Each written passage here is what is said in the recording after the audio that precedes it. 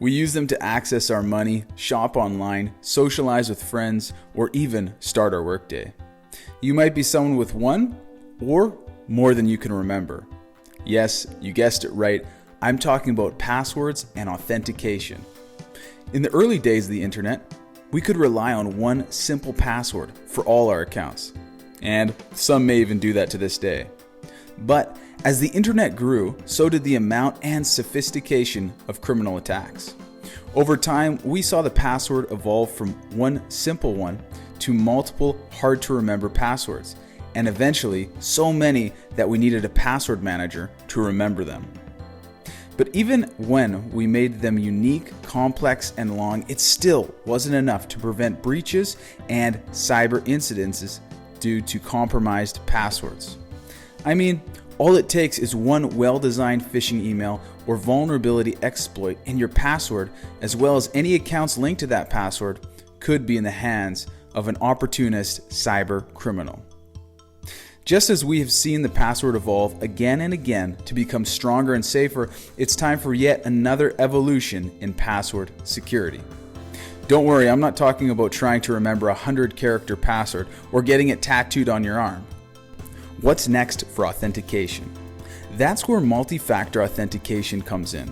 Multi-factor authentication is an authentication process in which a user is granted access only after successfully presenting two or more pieces of evidence in the form of knowledge, possessions, or biology, something that you are.